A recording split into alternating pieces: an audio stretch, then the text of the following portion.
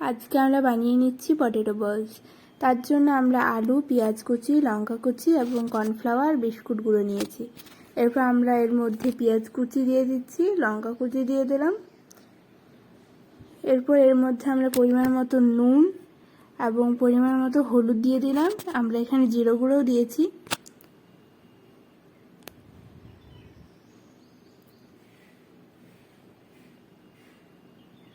এটাকে আমরা ভালোভাবে এবার মেখে নিচ্ছি।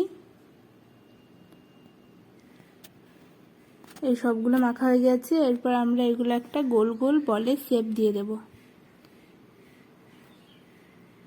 এইভাবে আমরা সবগুলো বানিয়ে নিয়েছি।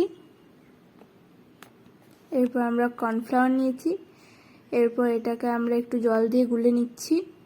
এর মধ্যে এরপর পটেটো বলসগুলো দিয়ে দিচ্ছি। তারপর এটাকে আমরা বিস্কুট গুঁড়োর মধ্যে ভালোভাবে মাখিয়ে নেব।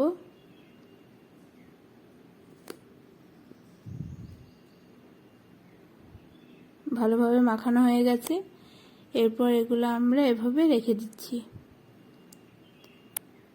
আমরা এগুলো এরপর একে একে ছেঁকে নেব। এগুলো আমরা লাল লাল করে খড়িয়ে তুলে নিচ্ছি। এবারে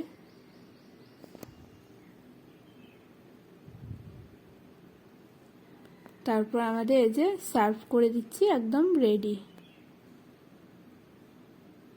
এগুলো দেখতে খুবই মুচমুচে এবং খেতে